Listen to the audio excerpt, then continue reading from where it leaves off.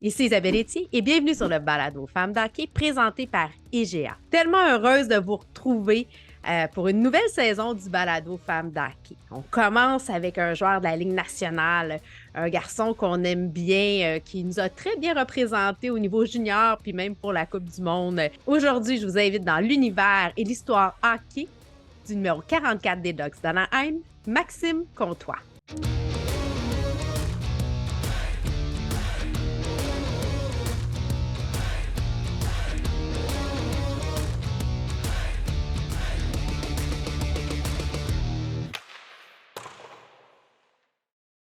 Eh bien, Maxime, bienvenue sur le balado Femmes d'hockey.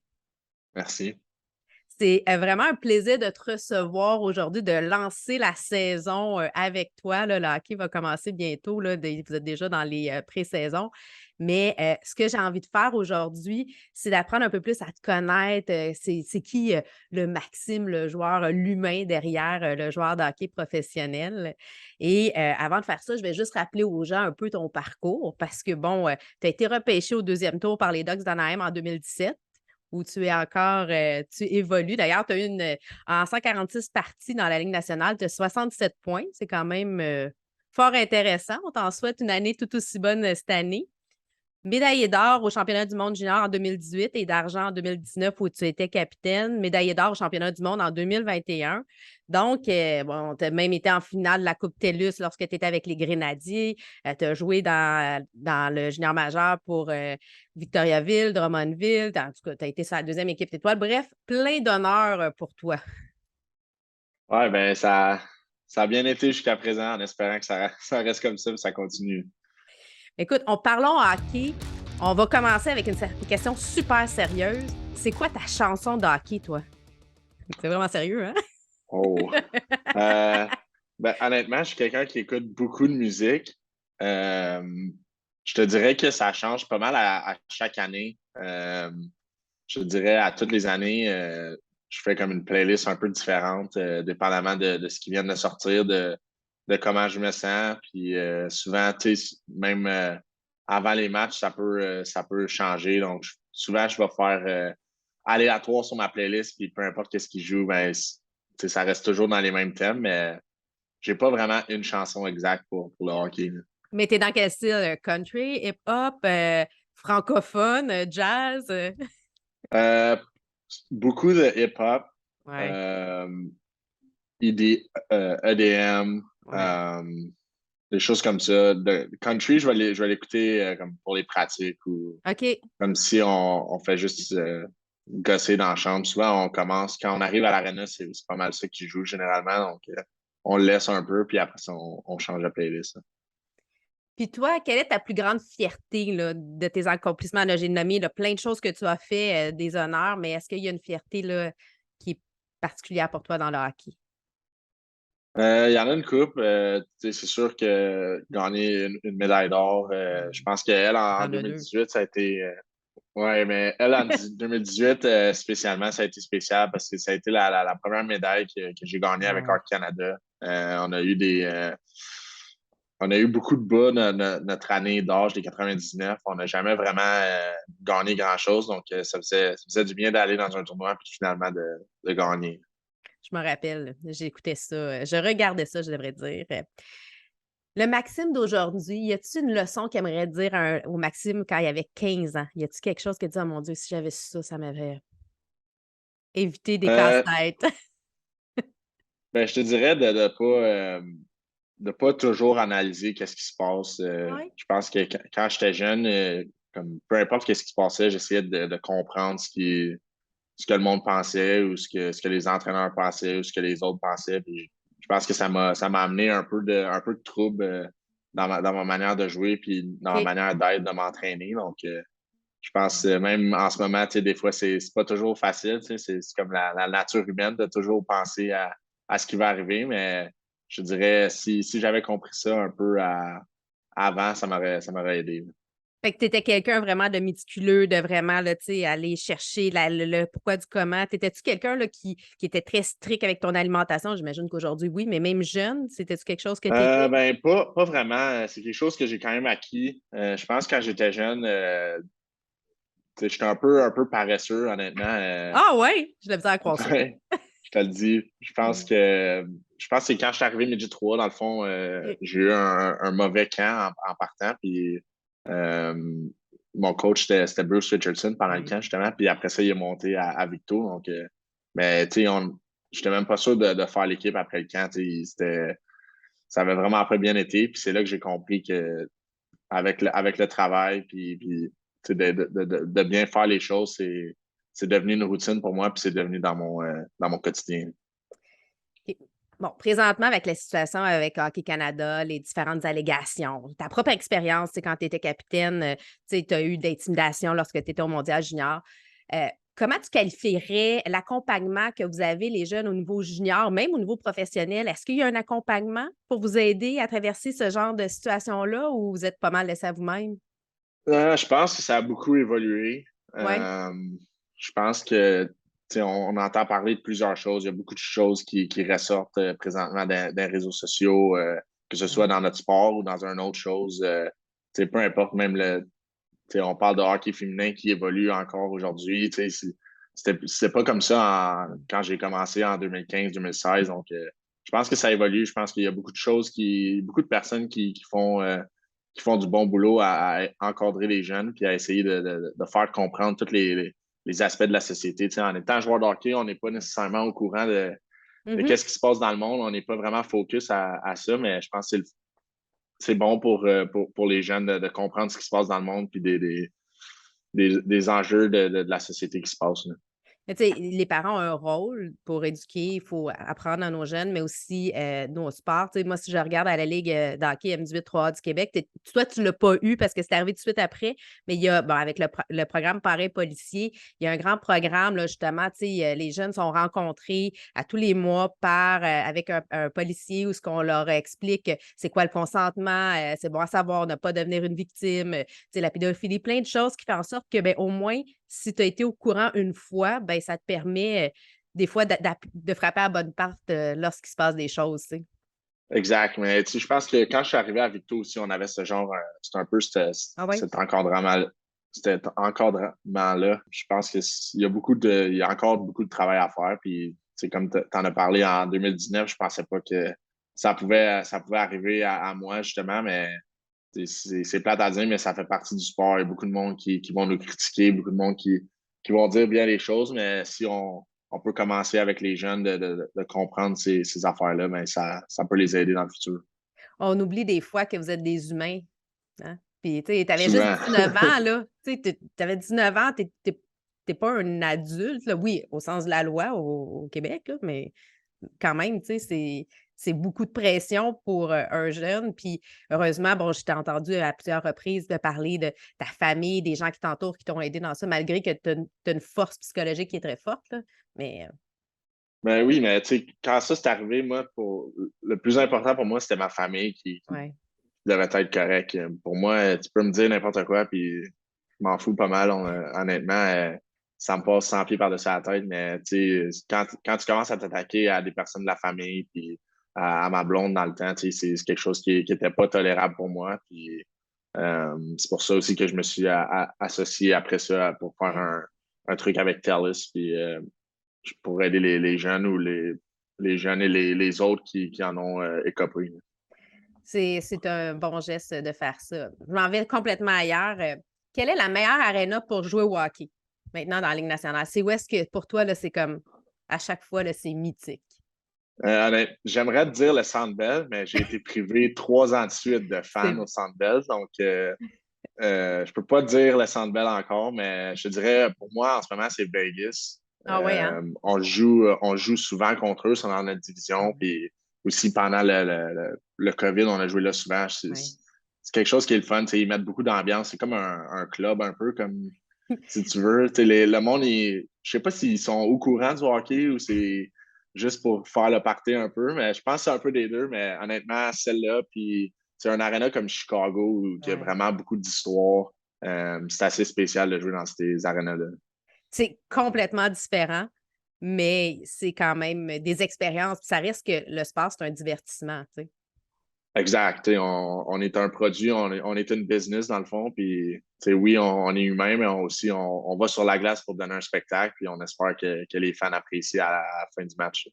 Parlant de spectacle, quel est le plus drôle moment de ta carrière? Un moment que tu dis, oh mon Dieu, c'est tellement drôle ce moment-là. Là. Euh... Racontable, bien entendu. Je suis sûr Honnêtement, que je t'en sais as pas, plein mais qui sont pas racontables. ben, honnêtement, qui me vient en tête, je te dis, j'ai pas grand-chose, mais je te dirais comme autant que ça a été comme un mauvais souvenir, le 2019, je te dirais que mon tir de punition en overtime en ce moment, j'en ris parce que c'est comme, voyons à quoi j'ai pensé, je fais jamais ce move-là, dans le fond, en tir de punition. Donc, je te dirais que c'est ça le plus drôle en ce moment, qui est racontable. Sinon, il n'y a pas grand-chose qui me vient en tête. En fait, c'est comme si tu t'es comme déjoué. Tu as dit, hey, je ferai pas, il va savoir qu'est-ce que je vais faire, fait que je vais faire autre chose, mais ça a fait que tu n'étais pas. Exact, ça a pas bien parti. Et pour toi, qu'est-ce qui nourrit ta passion pour le hockey? Euh, Juste le sport, honnêtement. Ouais, hein. J'ai commencé vraiment jeune. Ça a été toujours dans ma famille. Euh, depuis que je me rappelle, j'ai toujours voulu écouter du hockey, j'ai toujours voulu aller sur la glace. J'ai toujours voulu faire ça. Puis c'est la chose qui me réveille le matin. J'ai hâte d'aller à l'aréna, j'ai hâte d'aller sur la glace, d'aller voir les gars. Puis c'est un beau sport d'équipe et ça amène beaucoup de. Il y a beaucoup de choses qui m'ont changé au travers du temps juste par jouer au hockey et faire du sport. C'est ce qui t'a construit comme être humain, dans le fond. Là. Exact. Tir de barrage présenté par M2 Assurance, segment ceci ou cela. Puis tu peux m'expliquer des fois pourquoi. On commence simplement sucré ou salé? Sucré, Ah ouais? C'est quoi sans le aucun doute. un sucré genre chocolat, caramel? Chocolat, je peux manger jusqu'à temps que je sois malade. Puis d'après moi, je continue à manger. Ah ouais. Baseball ou karaté? Là, je vois ta casquette, là, mais. Euh, ah, Ah, J'adore le baseball, mais j'ai fait du karaté. Je suis ceinture noire en karaté, ben donc oui, je vais c'est dire ça. karaté. OK. Matin ou soir? Dépendamment pourquoi, je te dirais le matin. Ah oui? J'aimerais ça savoir dans l'entourage. Quand tu as besoin de te Ben, concentrer, c'est le matin? exact. Pour OK, m'entraîner, pour faire mes choses le matin, pour avoir plus de fun le soir. parfait. Si je te demande bateau ou moto? Bateau, parce que je peux pas faire de la moto, mais peut-être un jour, je vais réussir à convaincre ma femme, après ma carrière, d'avoir une moto. Condo ou maison? Maison. Maison, avec le terrain, Exact. Tout au complet. tout au complet, les animaux, les enfants, tout. On veut ça. Exact. OK. Si je te demande Coupe Stanley ou médaille olympique? C'est pas honnêtement. Les deux. Les deux. En Les deux. espérant avoir les deux. Exactement. Maintenant, place aux femmes. Bon, le hockey féminin, c'est, comme tu disais tantôt, c'est un sport que tu supportes. Tu es tout le temps là pour repartager. On voit, d'ailleurs, on s'est vu cet été à la classique Kevin Raphaël. Bon, tu étais pour l'autre équipe, là, c'est correct. Tu as joué, t'as joué d'ailleurs à la classique avec Catherine Dubois, Anne-Sophie Bété. Il y a eu des beaux jeux de passe, c'était intéressant. Euh, pour toi, c'est quoi l'avenir du hockey féminin? Y a-t-il quelque chose qu'on peut faire pour aider à faire progresser? Je pense que c'est continuer d'en parler, honnêtement. Je pense que les filles qui sont du programme canadien, même les plus jeunes aussi, je pense ils ont une plus grosse plateforme présentement pour en parler avec les réseaux sociaux puis les multiples personnes qui supportent. Euh, Ça va toujours être, je pense, difficile un peu pour eux côté monétaire, côté sponsor. Je pense que c'est pas encore au niveau où ce que Mmh. les hommes ou ce qu'on a nous autres. Donc, je pense que ça va prendre encore du temps, mais honnêtement, c'est devenu quand même assez gros. Puis on le voit avec la nouvelle équipe, la Force de Montréal, l'équipe de Ouais. Kevin. Je pense que c'est bon pour la ville, c'est bon pour le hockey féminin. Puis en espérant qu'il y a d'autres choses comme ça qui se passent dans les prochaines années puis prochaines décennies. Tu sais, je lisais sur tu sais, les commandites, là, c'est 57 milliards, là, si je ne me trompe pas, au niveau des commandites sportives et seulement qu'1 milliard est dédié pour les commandites sportives féminines. Imagine, c'est même pas, c'est même pas, c'est même pas 2.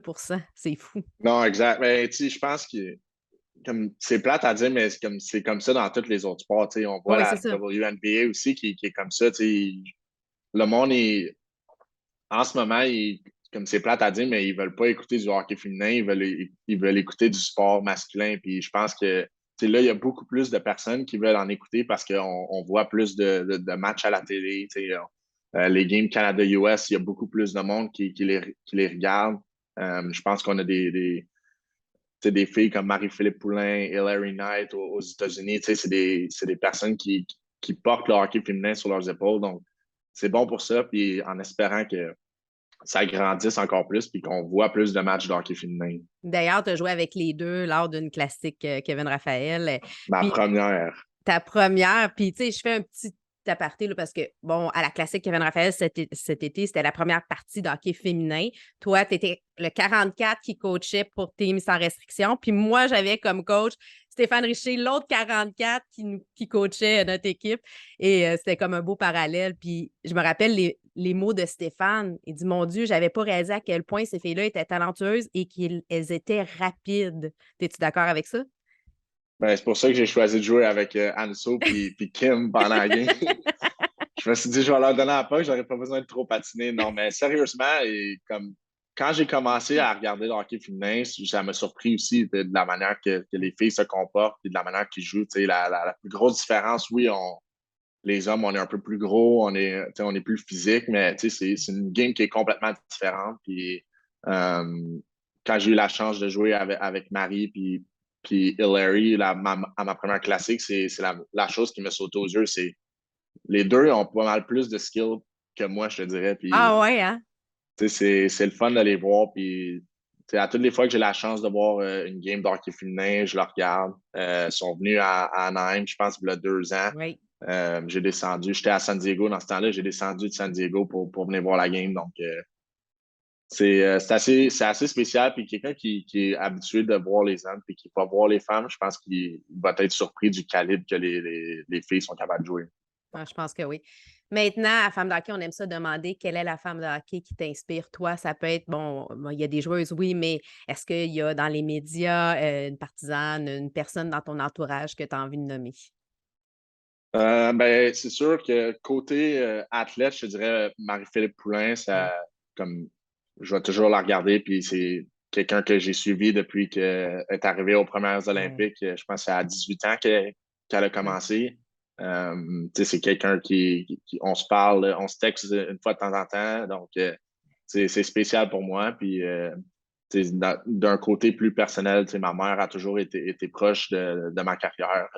Peu importe où j'ai joué, elle a pas manqué beaucoup de matchs. C'est même quand elle travaillait, elle enregistrait les matchs puis elle les regarde le lendemain ou plus tard. Donc, c'est le fun de pouvoir compter sur ces personnes-là d'un côté personnel, d'un côté professionnel. Puis, en espérant qu'on puisse regarder Marie assez longtemps, puis en espérant que ma mère puisse venir la plupart du temps ici pour venir me voir jouer.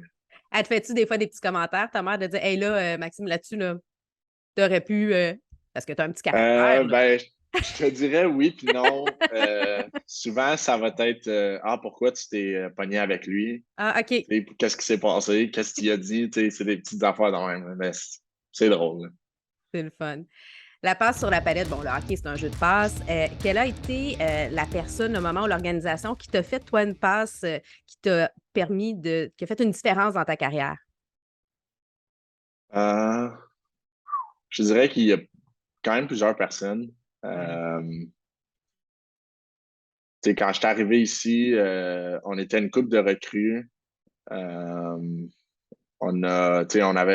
j'ai eu la chance d'avoir Ryan Getzlaff comme Ouais. capitaine, euh, qui a été capitaine pendant plus que 10 ans ici. Donc, ça a été le fun de l'avoir, de le côtoyer, de voir exactement comme ce que ça prend pour être un pro dans une nationale. Il y a tellement eu beaucoup de choses. Je pense aussi, je te dirais, à mon année, je pense que j'avais 18 ans. Euh, ou 17 ans, j'ai été invité au moins de 18 avec Oui. Hockey Canada. Puis j'étais plus jeune que l'âge qui était requis, dans le fond. Puis j'étais 13e attaquant. Puis c'était comme la première fois que je jouais un rôle de 13e attaquant. Pas vraiment joué. Je jouais 2-3 minutes par match. Fait que je me rappelle que ça avait été vraiment difficile. Puis on avait la chance d'avoir Ryan Smith qui était à Mhm. Edmonton sur notre coaching staff. Puis j'ai eu une longue rencontre avec lui. Puis il m'a fait comprendre bien des choses par rapport au rôle de 13e attaquant, au rôle qu'on peut avoir dans une équipe. Puis, il m'expliquait que lui aussi, ça y est arrivé, puis c'est un des meilleurs joueurs de la Ligue nationale. Donc, ça aussi, ça m'a fait changer de perspective sur la game, puis de comment gérer les situations. Parce que c'est quelque chose qu'on oublie des fois, parce que quand tu te retrouves dans la Ligue nationale comme ça, c'est que tout ton parcours mineur, même MD3A puis junior, tu fais partie des meilleurs. On t'est habitué d'être le numéro 1 dans le top, dans le top 3 de ton équipe. Et là, tu te retrouves, tu n'es plus le premier, t'es comme tu dois faire ta place. Il y a tout un changement de mindset à avoir, là. Exact. Mais tu commences, tu arrives junior, tu joues 20 minutes par match, sinon plus, puis tu arrives après ça dans la Ligue nationale ou dans la Ligue américaine, puis il faut t'en jouer 9, 10.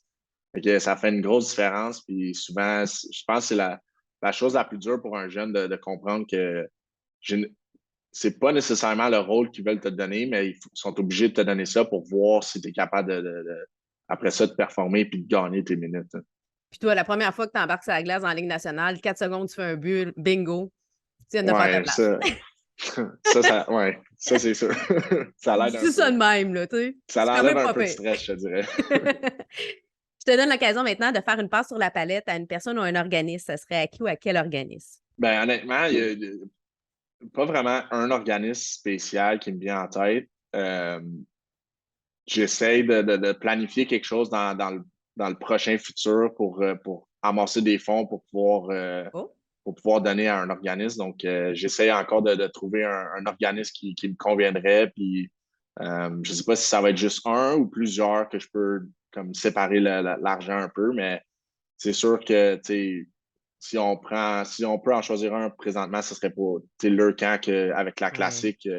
Je pense que c'est un organisme qui est le fun. Il y a les Canadiens, il y a la classique qui donne beaucoup d'argent et d'autres événements qui donnent beaucoup d'argent pour les enfants. Donc, ça me tenait à cœur. Puis c'est une des raisons pourquoi je suis revenu au Québec pour cette année pour jouer, là. Ah ouais, hein, t'es revenu, t'as dit, moi, je veux absolument pas manquer la classique Kevin Raphaël. Pour moi, c'est important d'être là pour le camp puis d'être là pour les jeunes. Exact. Mais tu sais, moi, ça faisait 2 ans que je n'étais pas venu au Ouais. Québec à cause du COVID puis de plusieurs affaires. Tu sais, moi, en Californie, on pouvait tout faire. Tu sais, tout était ouvert ici. On n'avait plus besoin de masque, on n'avait plus besoin de tests. C'était la vie normale. Fait que ça ne me tentait pas vraiment de retourner au Québec. Mais Je vous quand j'ai comprends. vu que tout allait être ouvert puis que ça allait revenir avec la normale, puis ça faisait 2 ans que je n'avais pas vu beaucoup ma famille, on a décidé, moi et ma femme, de retourner. Puis la première chose que j'ai faite, c'est j'ai appelé Kevin puis j'ai dit c'est quand ta classique, mets-moi sur le line-up, je vais être là. Puis t'as été là toute la journée, fait que ça a été super le fun. Exact. Écho de vestiaire. Ce qui se passe dans le vestiaire, ben là, c'est le temps de ne pas le garder dans le vestiaire. As-tu une anecdote, un moment que tu as envie de nous raconter qui est drôle ou émotif qui s'est passé là, dans les dessous du hockey? Drôle, je pourrais t'en compter plusieurs, mais je pense ma deuxième game que j'ai joué dans la Ligue nationale, j'ai marqué à mon Oui. premier match à San Jose. Je ne sais pas si c'est le lendemain ou le surlendemain, on jouait en Arizona. Puis on a gagné 1-0, puis c'est moi qui ai scoré encore. Fait que j'étais en train de faire des entrevues comme dans le vestiaire, puis Ryan Getzlaff, il se lève, puis il s'en va changer, puis il fait juste passer en avant de moi, puis il dit Max, dis-leur donc aux journalistes comment c'est facile de jouer dans cette ligue-là. Fait que ça m'a comme un peu surpris, puis j'étais genre, ah, OK, comme tout le monde est parti à rire, j'étais genre, OK, c'est bon, je suis ici pour de vrai. Fait que ça a fait Puis, la différence, là. ouais, ben, comme, je m'attendais pas à ça. J'étais un peu stressé. Je voulais pas trop prendre de place. Tu sais, quand t'es jeune, tu veux pas trop. Puis là, tous les journalistes étaient en avant de moi. Fait que ça a détendu un peu comme l'atmosphère. Mais d'ailleurs, comment ça se passe quand tu rentres, mettons, les premières fois, là, tu sais, comme tu veux faire ta place, tu veux démontrer que tu es confiant, que tu es ici, mais que tu as ta place dans la Ligue nationale, mais en même temps, tu dis: «OK, il faut que je démontre du respect aux anciens». Comment qu'on gère ça? Ah, je pense que quand tu es en dehors de la glace, tu sais, généralement, tu ne parleras pas. En tout cas, moi, je ne parlais pas vraiment. Je regardais ce que le monde faisait. OK, tu observes. Euh, si, tu sais, s'il y a un vétéran qui veut quelque chose, je ne vais pas y aller avant lui, je le laisse y aller. Tu sais, des petites affaires comme ça qui, tu sais, ils ont gagné leur respect et comme Mmh. tu ne vas pas sur la table du physio avant un vétéran, tu y vas à la fin, tu es le dernier à y aller. Euh, mais aussi, je pense que le respect avec eux, ça se gagne sur la glace. OK. Quand tu es dans une pratique, si tu travailles fort, euh, tu sais, je me rappelle une des premières pratiques, je pense qu'il y a une des recrues qui faisait attention, qui voulait pas trop faire mal à un vétéran ou quelque chose, tu sais. Non. Puis je pense que c'était Ryan ou c'était un autre gars, puis il l'a regardé, puis il a dit là, si tu joues pas comme du monde, t'es mieux de t'en aller. Comme ils veulent se faire challenger sur la glace, ils veulent être meilleurs, donc ils veulent se faire pousser par des jeunes. C'est comme ça que tu gagnes le respect des vétérans. Fait que là, il y a 3 Québécois cette année qui ont été repêchés d'ailleurs, par les Docs. Ils vont tenter éventuellement de faire leur place, là. Je pense pas que ça va être cette année, là, mais quand même, ça va s'en venir. Fait que on pourra, leur donner ces conseils-là lorsque viendra le temps de vraiment faire les camps d'entraînement et de pouvoir se tailler leur place. Maxime, merci d'avoir pris le temps de venir te raconter un peu plus sur le balado Femmes d'hockey. C'est toujours un plaisir, d'échanger avec toi, en espérant te revoir très bientôt et que ta saison cette année, soit, aussi fructueuse, que celle de tes dernières années. Merci beaucoup. Merci de l'invitation. Quelle belle façon de commencer cette saison qu'avec un joueur professionnel qui a pas peur de démontrer, son support pour le hockey féminin et les femmes dans le hockey. Je vous invite tout le monde à nous suivre sur les médias sociaux si ce n'est pas déjà fait, sur Facebook, Instagram, on est là sur LinkedIn, TikTok, Isabelle Etier sur Twitter si tu veux avoir, mes états d'âme. Alors, je vous souhaite une bonne saison et n'oubliez pas aussi que le balado est offert en format audio sur Cube Radio et toutes les plateformes de balado-diffusion. Je vous souhaite à tous bonne saison.